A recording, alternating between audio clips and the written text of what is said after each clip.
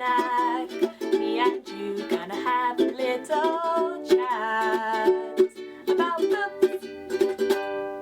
Hi guys! So today is Friday and it's actually Friday the 24th, which is kind of not a great day for me because the referendum results, if you guys don't know, Britain had a referendum yesterday to decide whether we were going to stay as part of the EU, which is the European Union, or whether we were going to leave. I wanted us to remain. Unfortunately, that isn't what's happened, and the vote was very close, so it's almost 50-50. It was just under on the Remain side. So we've voted to leave, and basically the whole country is in uproar and doesn't really know what's happening. All sorts of things are being bandied around in the news about what might happen. No one really knows, so not a great time to be looking for a job, but that's the reality that I'm living right now. So fingers crossed things start to improve and we see some results happen and we see some change. I just think it's a time where everyone in Britain has to band together and try and keep our country as strong as we can and hopefully find a way to make this new thing work. Without further ado, let's all distract ourselves from the media, the craziness that is today, and think about some books. So this is my first Friday reads, and I actually have 4 books that I am planning to be reading over the course of this weekend. I don't know how many I'll get to, but I have 4 books that I'm currently reading and enjoying. So I have 3 physical ones and then 1 on audiobook. The first one, and the most likely one that I will finish because I'm already not too far from the end, is Age of Myth by Michael J. Sullivan. If you watched my massive unboxing that I uploaded, you probably saw that I got this in one of the packages from my lovely friend Thomas at SFF180. I will link to his channel, and I'm very grateful to have this. I am about 2/3 the way through, I would say, and I'm really enjoying the story of this one so far. It is just excellent, so fun, so interesting, and Michael J. Sullivan is just a fantastic writer, so always good to see more from him, and I can't wait to review this one for you guys. So I'm pretty sure I will finish this one up because I have about 100 pages to go.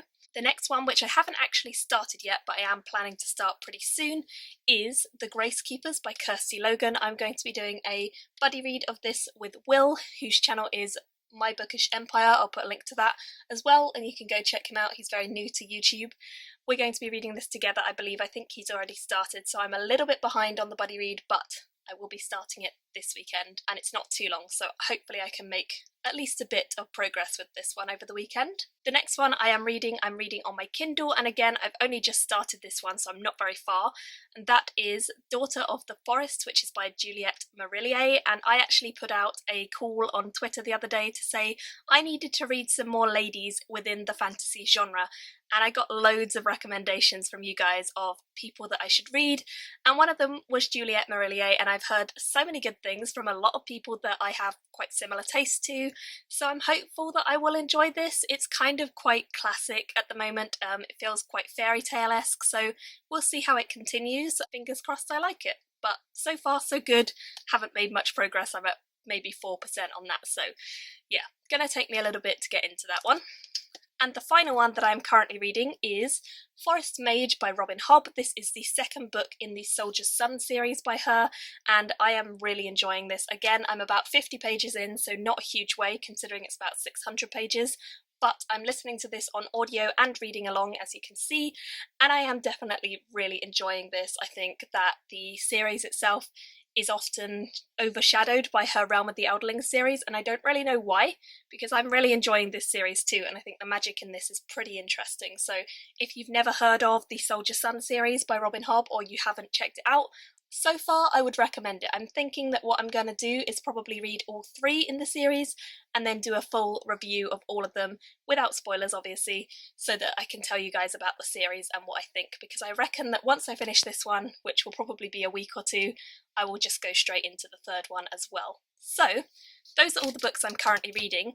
Next, I thought I would show you guys some of the books that I have received since my unboxing. Now, I have actually filmed my unboxing about 5 days ago, and since then I've actually gained about 6 books. So 2 of them I got in the post, and then another 4, I believe, I got when I went up to Hachette earlier this week. And I went into the children's department, and they gave me some books from there, so that was really exciting. The first one that I got in the post was this one. It is called It's All Fun and Games, and it's by Dave Barrett, and this is an advanced reader copy. It's quite a slim book, as you can see. It's actually being published by Inkshares, I believe, is the publisher, and it comes out in August of this year. This apparently focuses on LARPing, which is live action role-playing, and is a fantasy sort of, I guess, more contemporary fantasy. It sounds pretty interesting. Apparently there's mystical creatures and wizards and battles and LARPing.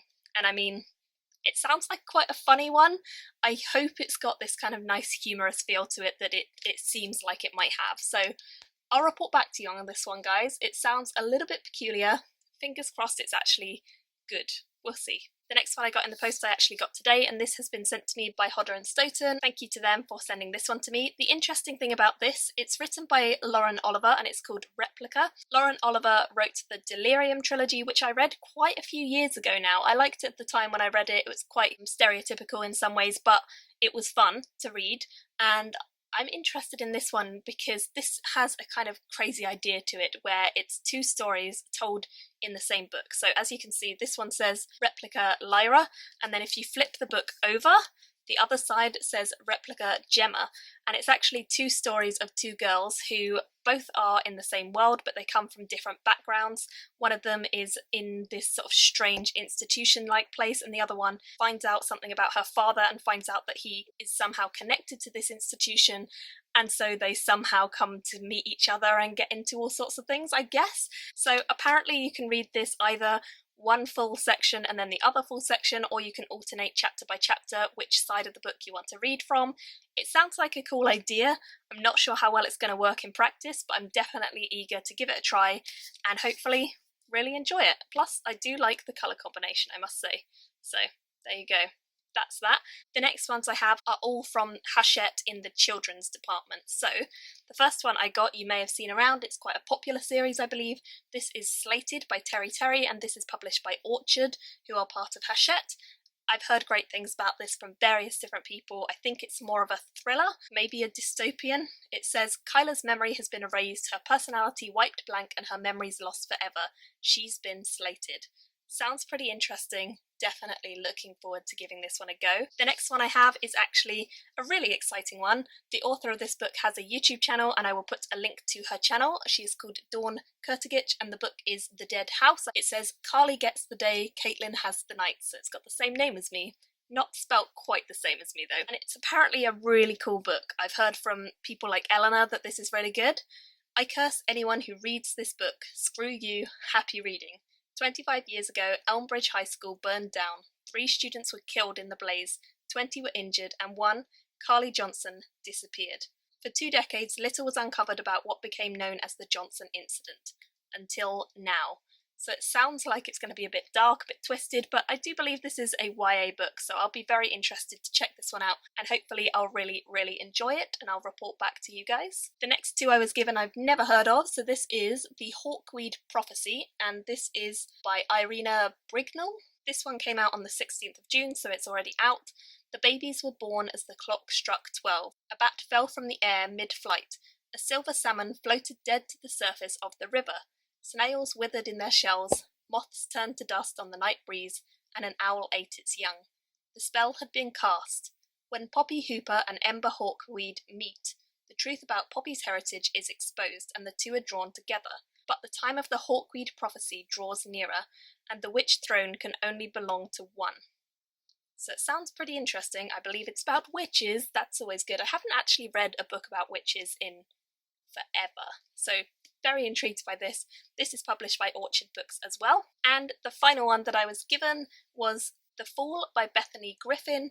This is being published by Indigo, and this sounds a bit creepy. It says, Madeline Usher is doomed. She has spent her life fighting fate, and she thought she was succeeding, until she woke up in a coffin.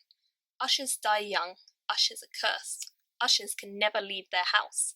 A house that haunts and is haunted. A house that seems to have a mind of its own. Madeline's only chance of escape lies in destroying the house, but to do that she risks destroying everything she loves. Apparently it's kind of a reimagining of The House of Usher, which is by Edgar Allan Poe. He's quite famous in America, and you may have studied him in school. I know I definitely did. So he does really creepy stuff. I will be very intrigued to see how this shapes up compared to the original. Those are all the books I have received since my last unboxing, which is quite a lot. I think you'll agree. I might have to start doing a mailbag Monday like Thomas. But yeah, thank you to all the publishers who gave me books. You're all amazing. And definitely let me know in the comments which books you're excited about, which ones should I get to first from the haul, and also the ones in the Friday reads, if you guys have read them, which ones are you most eager for me to review first? Do let me know. Thank you all for watching. I will see you all very soon in another video. Bye! Thank you for watching my video today. Go pick up a book, then come back and chat with me again.